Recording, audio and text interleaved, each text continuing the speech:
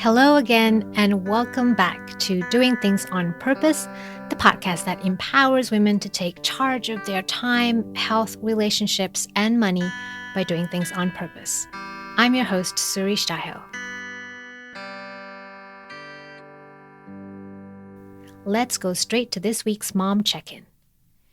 If you've been a loyal listener, you know that I practice my daily yoga along with Yoga with Adriene on YouTube. Her free playlist for this month has been really great for me, gently challenging, but always loving. And this morning, it was funny to hear her say the words root to rise and anchor in love, which have been main themes running through my podcast these last few episodes. I think when we choose to focus on good thoughts and good habits that support us, we start to naturally tune in to more of those types of messages, helping us see the world as a much more friendly and supportive place. I found as the days get shorter and the nights get longer, I need every bit of comfort and coziness and love that I can absorb during this time. As parents, it's a good time to think about adding a bit more of those slow, calming, and reassuring activities like reading or baking cookies, crafting decorations, or making Christmas cards, to balance out the shorter tempers and darker moods that tend to rear their ugly heads during this time of the year when we least want it to. And as important as routines and repetitive rituals are for calming and regulating our children's nervous systems, they can be just as important to help regulate us parents too. For you, maybe it looks like waking up in the morning, doing a bit of yoga or meditation or writing in your journal, brewing that yummy cup of coffee or tea, kissing your kids and partner good morning, getting breakfast and snacks ready, emptying the dishwasher, putting everything in the bags, sending everyone off into the world, going back to the kitchen or dining room, clearing the table, preparing your breakfast, getting ready to work, taking breaks when you need it, being back home to cook dinner, putting the clothes in the laundry or maybe getting the vacuum out, taking out the trash, and so on and so on. It becomes like a dance that can be very calming if you let yourself fall into the rhythm of it. On hectic or busy days when you're always expected to perform, it can be something familiar to look forward to. And eventually, you stop worrying about who does what. You appreciate help when you get it, and if not, it's okay because you'll just be chugging along at your own pace, one ritual at a time and one day at a time, on and on and on. It's so grounding. As a recap, we're discussing the impact of women inside and beyond the home, which began in episode 15, and now we're at episode 17. We're looking at our life's journey as mothers and as women using the metaphor of these 4 seasons. The season to explore, the season to love, the season to root, and the season to bloom. This week, we're discussing the season to root, which is exactly where I am in my life right now. It's when women who are between their mid-30s to mid-40s, who've already started a family, and if you're like me, you've even taken the leap to focus the last half to full decade of your life committed to putting your family and relationships first as much as feasibly possible. You've put in the work to keep growing, to keep cultivating the soft skills necessary to be the empowered and trusted leader that your family needs you to be. And in the last few years, you've started to see your investments bearing fruit. You and your spouse have continued to be each other's best confidants.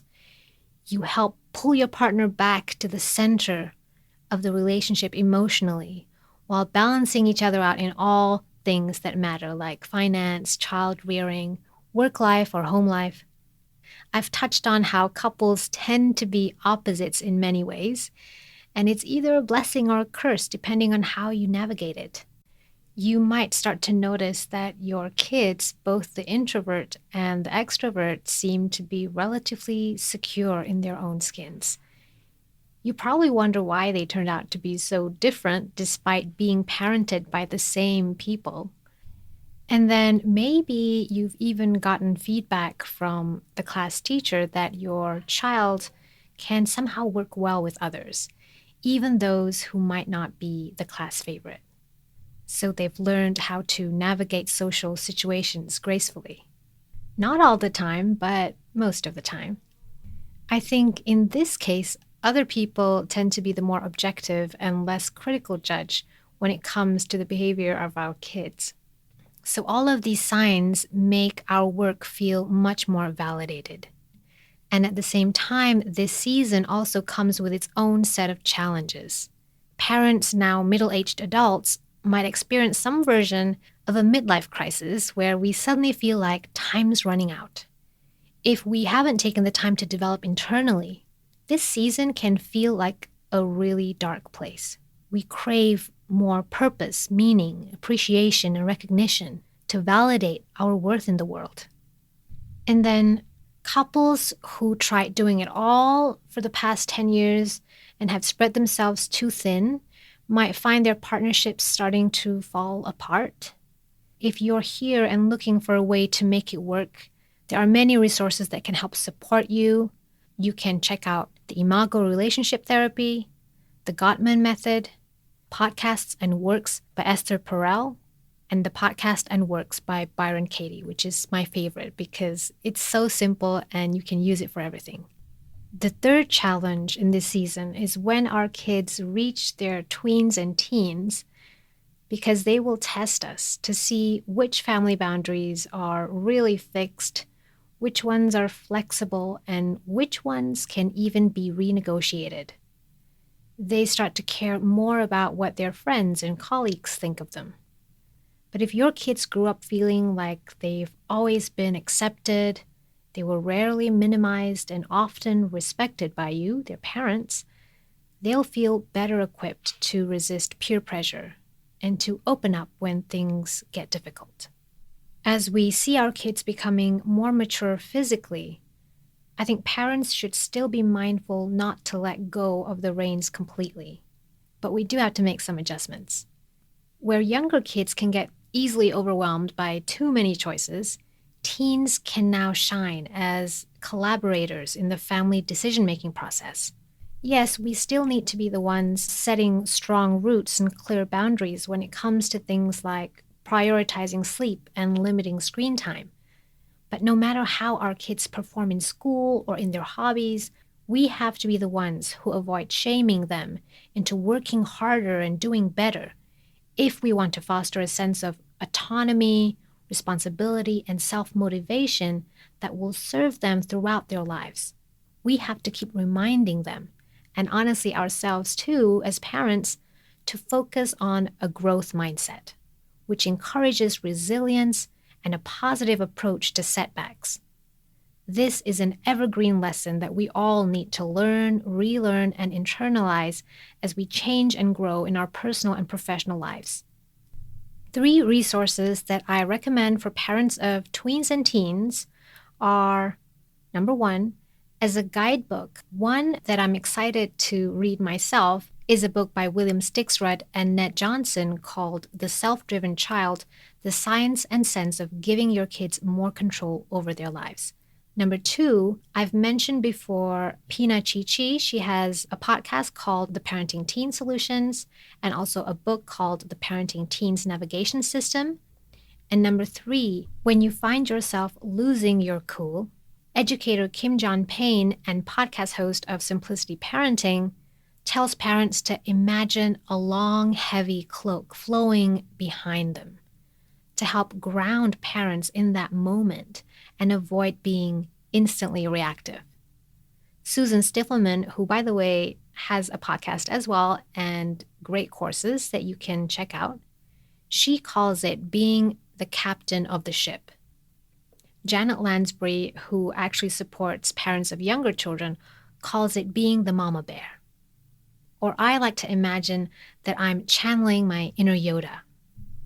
So, okay, enough about all the problems and challenges that we can face during this time. I also want to fully acknowledge the beautiful season that women can find themselves entering when they've, again, put in the hard work in their family building season of love. Now we have some time and space to start thinking about and exploring the type of work that we might be happy and willing to do up to the time when we finally decide to stop working, which could even be beyond the retirement age of 66.5 in the US or 64 in Switzerland, because we just love it so much. Statistically speaking, in the traditional workplace, the end of this season, when we reach age 44, marks the time when women tend to peak in our salaries. That's 10 years earlier than our male counterparts. However, fortunately, this is also the age when both men and women reach our peak ability to focus. So how can we learn to leverage that? I shared on Twitter that I've only just recently found time to read books, listening to audiobooks and consuming podcasts since my first child was born 11 years ago. The last 3 years or so have been such a great joy. I am blown away by all the information, stories, and opportunities that have opened up to women and especially introverts who are looking to take control of their lives this late in the game. Never has it been easier to pick up a new skill or apply for a new job, all because of technology. Of course, for people unwilling to give all their time and energy towards advancing their careers, not all opportunities are open to us. But I'm here to share my findings.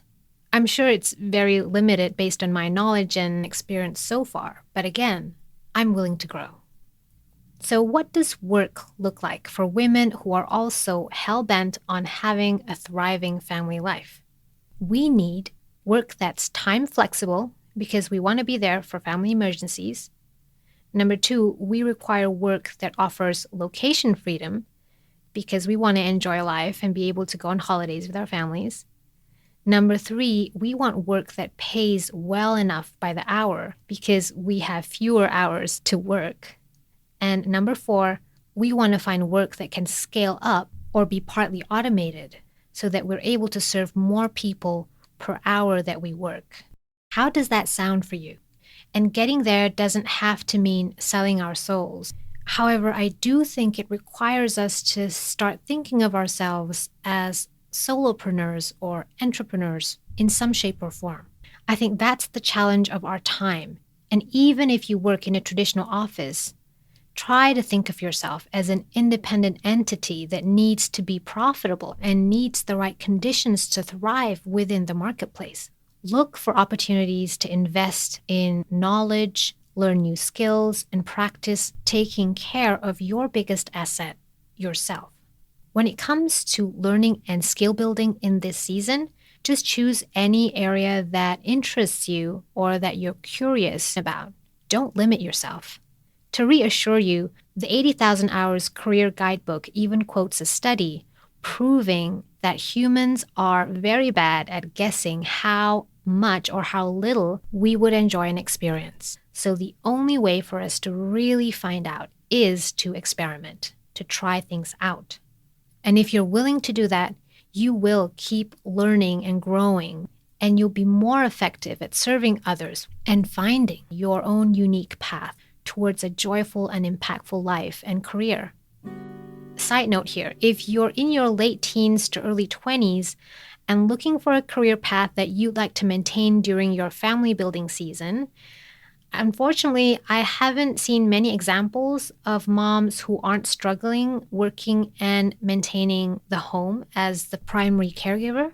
But 2 examples that do come to mind are high-paying jobs like lawyers who can work independently. They are quite well paid by the hour and have more flexibility to take on as much or as little work as their family life allows.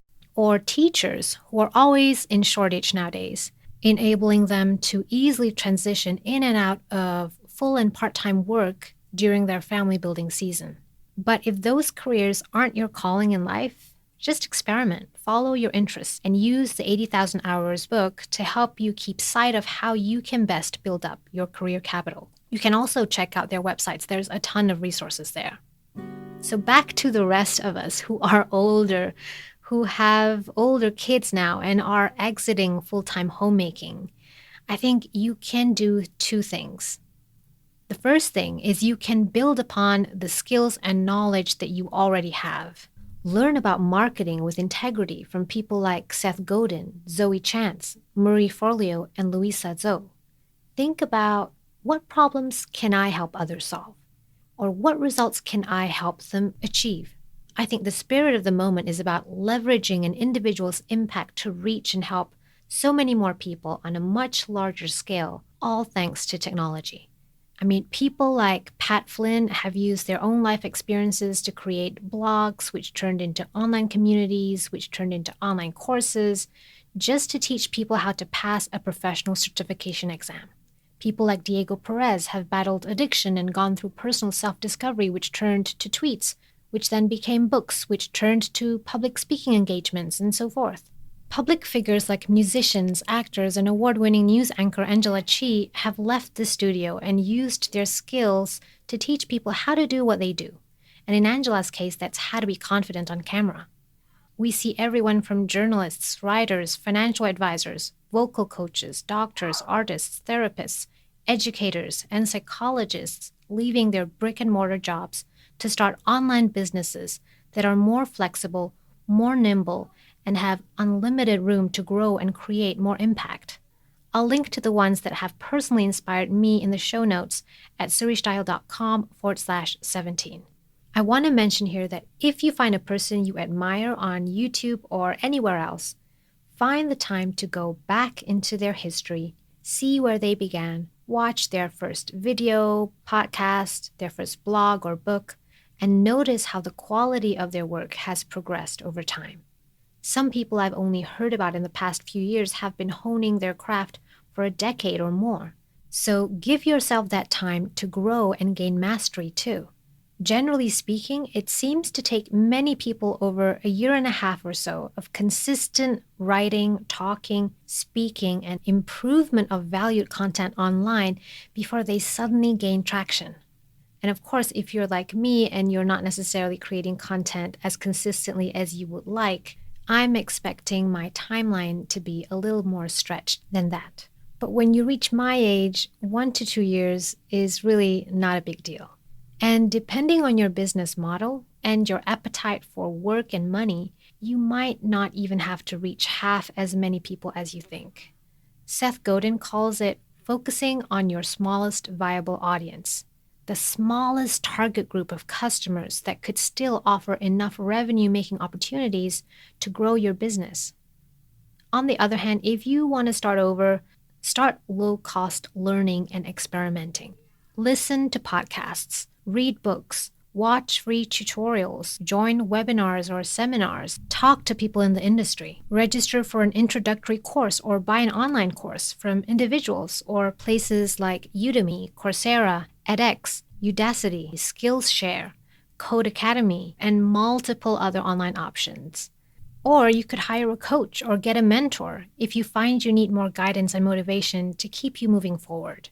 One particular skill that you can consider picking up, which leads to good pay with location flexibility, is coding.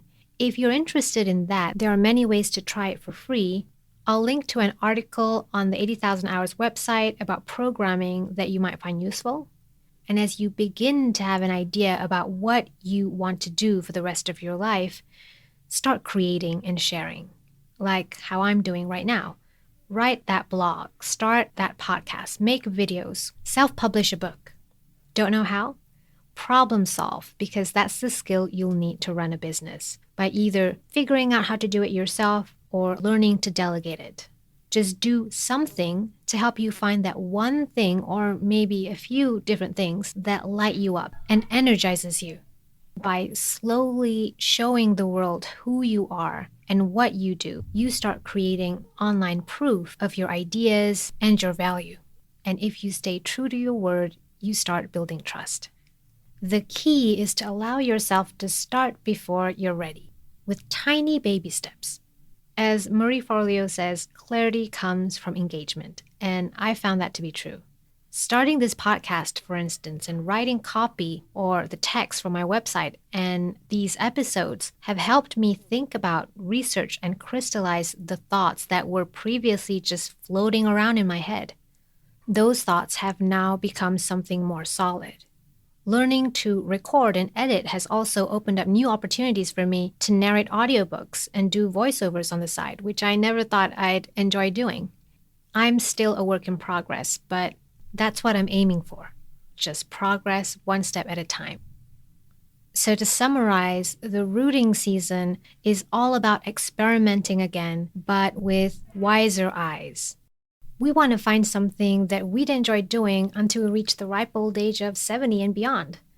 I mean, if it's enjoyable, why not?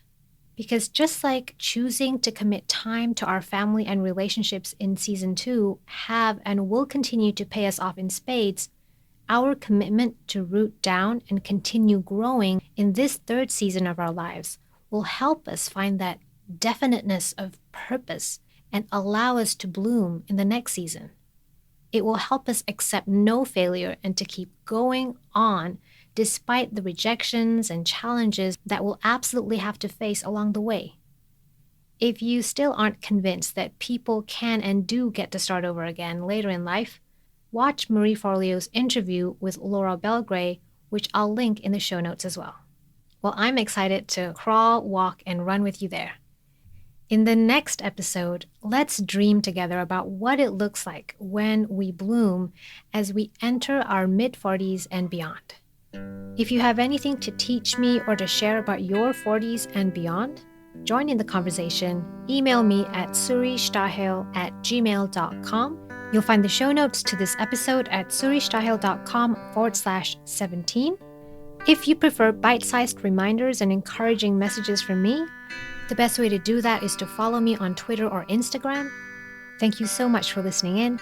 This is Doing Things on Purpose with me, your host Suri, and I can't wait to catch you again next time.